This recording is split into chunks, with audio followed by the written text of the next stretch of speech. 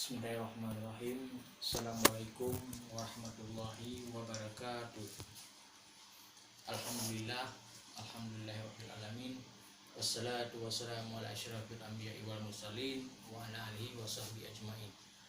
Puji dan syukur sama-sama kita panjatkan kepada Allah Subhanahu wa taala di mana sampai hari ini masih diberikan kenikmatan, masih diberikan kesehatan, masih diberikan umur panjang sehingga kita dapat berkumpul di pagi hari ini, di pagi yang berbahagia ini. Selanjutnya selawat beriring salam sama-sama kita sajikan kehadiran Nabi besar Muhammad sallallahu alaihi wasallam beserta dengan al dan sahabat beliau sekalian. Ibu-ibu KPM yang saya hormati, yang saya banggakan, selamat datang di pertemuan pagi hari ini dalam sesi kesejahteraan sosial penyandang disabilitas. Sebelumnya saya ingin menyapa dulu ibu-ibu di pagi hari ini. Masih semangat? Alhamdulillah. Ibu Nurjana masak apa tadi pagi? Iya, masak nasi goreng. Setiap pagi, Ibu? Oh, tergantung permintaan anak-anak. Oh, sesekali tergantung permintaan Bapak. Bagus. Ibu Lena. Ya, anak-anak sudah diantar ke sekolah. Alhamdulillah. Sama siapa? Oh, sudah ada sama orang tua. Oh, sama bapaknya. Ya, setiap pagi. Alhamdulillah. Oke, ibu-ibu. Sekarang saya mau tanya, siapa salah satu bisa menyebutkan masalah disabilitas itu apa? Iya, Ibu? Ya, Ibu siapa namanya Ibu? Ibu Nurhayati. Ya, bagus. Gimana, Bu?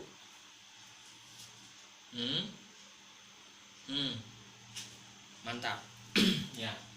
Penyandang disabilitas adalah setiap orang yang mengalami keterbatasan fisik, intelektual, mental, atau sensorik dalam jangka waktu lama yang dalam berinteraksi dengan lingkungan dapat mengalami hambatan dan kesulitan untuk berpartisipasi secara penuh dan efektif. Nah, itu tertuang dalam Undang-Undang Nomor 8 Tahun 2016. Artinya penyandang disabilitas itu adalah orang-orang yang memiliki kekurangan baik secara fisik, mental maupun intelektualnya. Mungkin secara fisik bisa kita lihat secara kasat mata. Mungkin ada penyandang disabilitas yang tidak memiliki salah satu tangan, tidak memiliki salah satu kaki, atau kedua-duanya baik kaki ataupun tangan. Itulah penyandang disabilitas fisik. Kalau penyandang disabilitas intelektual, bagaimana Ibu Rohani? Ya, kalau intelektual itu semacam yang sakit jiwa, atau istilah sekarang dibilang ada satu lagi yang lebih canggih itu telat mikir. Nah, itu bagian daripada cacat intelektual yang mungkin secara kasat mata kita lihat sama seperti kebanyakan orang lainnya di luar sana. Tapi baru kita ketahui orang tersebut ketika kita berinteraksi. Nah, oke. Kemudian ya, intelektual ya seperti yang saya katakan tadi. Tapi kalau mental, ya kalau mental itu pastilah sakit jiwa. Kemudian apa saja hak-hak penyandang disabilitas? Ya, Ibu Halimah. Oke. Bagus. Penyandang disabilitas sama dengan orang-orang lainnya yang memiliki hak untuk hidup, bebas dari cercaan, mendapat perlindungan, mendapat bantuan hukum, bersekolah, bekerja, hidup sehat, beribadah, berolahraga, bebas dari kekerasan, eksploitasi, tidak dikucilkan, diperlakukan sama dengan orang lain. Artinya mungkin secara seperti kita bahas tadi, fisik, intelektual, mental, mungkin orang itu jauh berbeda dengan kita. tapi perlakuannya harus tetap sama. Kenapa? Karena yang bersangkutan adalah manusia juga seperti manusia lainnya dan dilindungi oleh undang-undang. Jika kita melanggar poin-poin ini, bisa saja apabila terus-menerus dan berulang-ulang kita langgar hak disabilitas, tidak menutup kemungkinan kita akan berurusan dengan hukum. Oke ibu-ibu, masih semangat? Alhamdulillah. Sekarang kira-kira berapa macam disabilitas secara spesifik? Nah, maksudnya kalau kita runutkan kembali, tadi ada yang menyebutkan cacat fisik, intelektual, mental, sensorik dan lain sebagainya.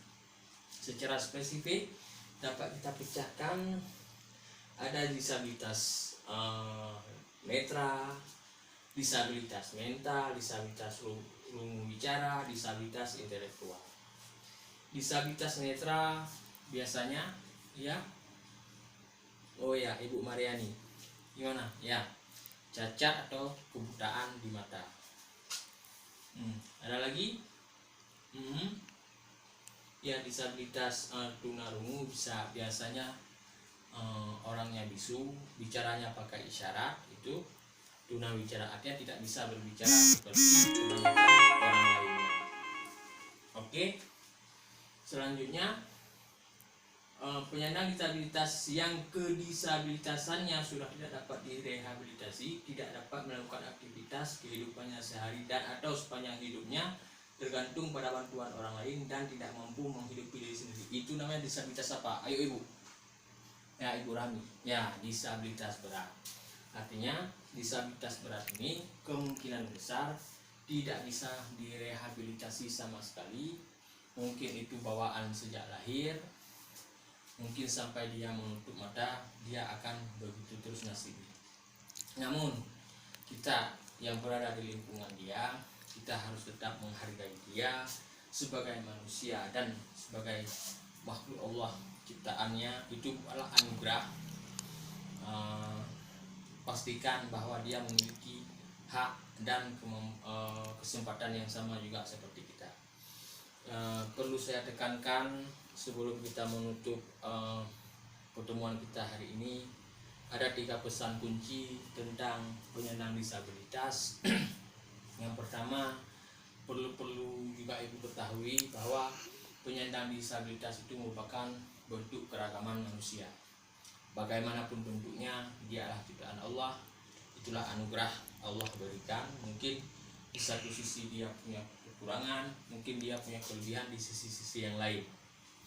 Yang kedua, penyandang disabilitas juga warga negara yang harus dipenuhi hak-haknya. Seperti kita bilang tadi, ada hak hidup, bebas dari kerjaan, mendapat perlindungan, mendapat bantuan hukum, bersekolah dan lain sebagainya. Itu juga harus dipenuhi baik oleh negara maupun oleh perorangan.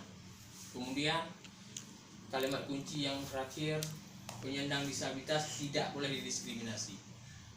Tahu ibu maksudnya tidak boleh didiskriminasi?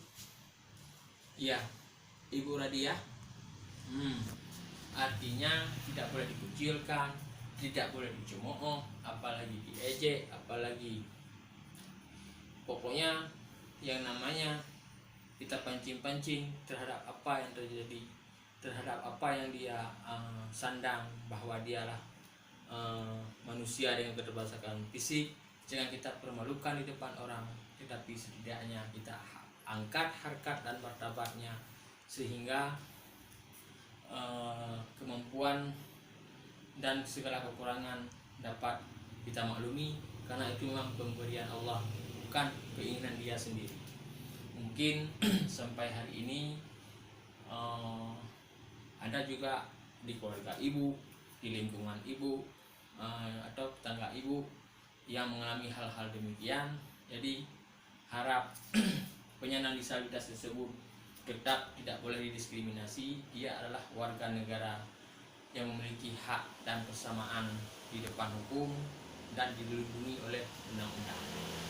Mungkin demikian pertemuan kita hari ini. Lebih dan kurang Saya mohon maaf. Wabillahi